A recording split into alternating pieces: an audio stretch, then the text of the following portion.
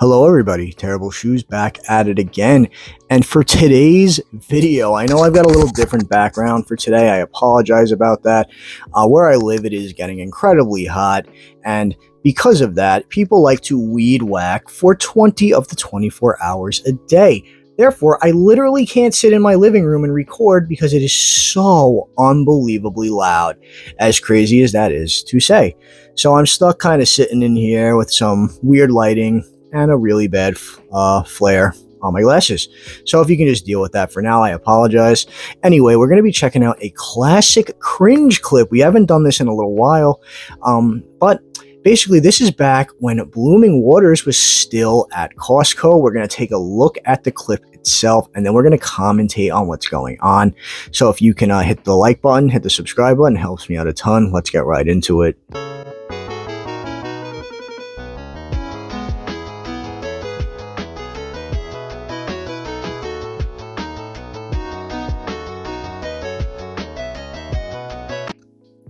Now that we have checked out that absolutely beautiful clip, as you can see, we have got a large group of grown men literally tearing apart a Costco. Oh, sorry about that.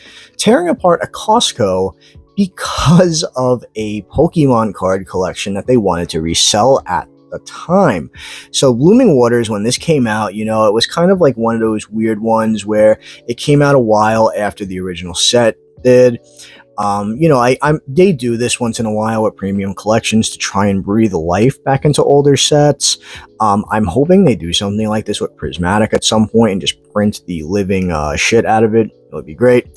So basically, all these people went to Costco to buy this Blooming Waters collection. Some people to actually open 151. I'm not going to discredit those people because there are a ton of you, and I know there's a ton of you out there that, oh, you see my dog go over there. She's sitting right next to me. There's a ton of you out there that really wanted this collection to either A, actually keep sealed because you love the card game, or B, because you got a boatload of 151 packs for incredibly cheap.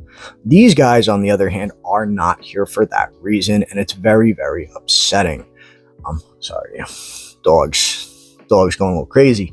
So, basically, this is a group of grown men that went to a Costco. They're ripping everything apart. They're throwing all the boxes on the floor. You can even see my man in pajama pants in the background, literally letting his ass hang out while he steals his stacks of boxes of cards. Now, this kind of behavior is really, really pathetic, and it's really, really disgusting. I oftentimes critique the word manchild on here because I feel like it's an incredibly misused term that is simply used to just diss people that have nerdier hobbies. But I think in this situation, the word manchild is actually very applicable because these people are literally fighting. There's other clips of people like this fighting at Costco and other places that got this collection so they can go and resell it to people who actually wanted it, that have jobs, for instance, online for 2 to 3 times the price. And I still can't fucking believe we're dealing with this. Ever since Surging Sparks, it seems like the Pokemon company doesn't give a crap anymore. Like, they're not printing anything. They keep saying they're going to reprint everything, but we've yet to see it. It's disgusting. And anytime they do anything, it's a drop on the Pokemon Center at exactly 2 p.m. where most normal people are at work. It's so ridiculous. And that also goes for Target too. We're looking at you, Target, doing your little 2 a.m. drops on work days. Like, eat the fattest log of shit that can come out of any collector's ass with that one. It's like, it's almost as if the Pokemon company is doing this kind of stuff as a social experiment. I know that's really crazy to say, but it feels that way. But what's crazy is the Pokemon company is enabling these types of people to get exactly what they want. They short print everything now, and that allows these losers who have absolutely nothing else to do with their day or time to constantly be online for these things. And then they end up making a ton of money profit. Maybe not so much anymore on smaller items, because I've noticed that the margin on booster packs for more recent sets like Destined Rivals and Journey Together are not doing so hot. I've noticed that most people are only making like a buck profit off some things now. And good, you absolutely deserve that dip in profits because you're a complete scumbag who's fucking over people who actually like the cards. So, my opinion on this, my final opinion on this, if you are a guy who is going to Costco to fight over children's cards, because let's be real, while Pokemon is for everybody, it is primarily aimed at children, and a lot of people always forget this or try to use the family, basically, excuse as to why that's not true, but it is true. It is primarily for children. Do they do little things for older fans like us? Of course they do. But it is a series and a card game primarily aimed for younger people.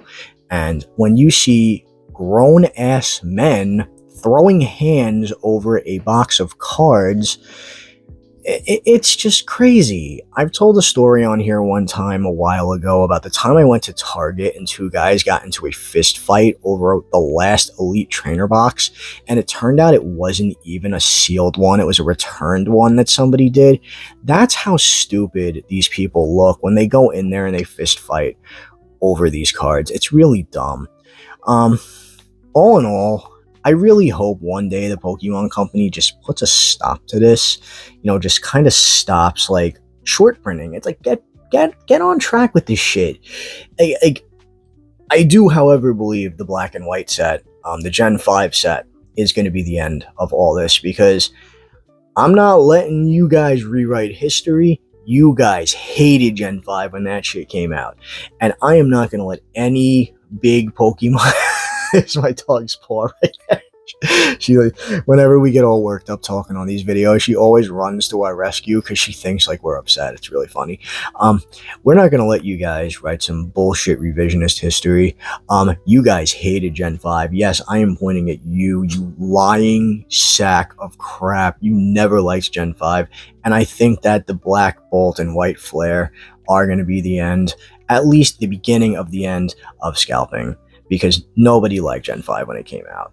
Me personally, I've been a huge Gen 5 fan since the day Black came out over here, Black and White, and I've loved them ever since.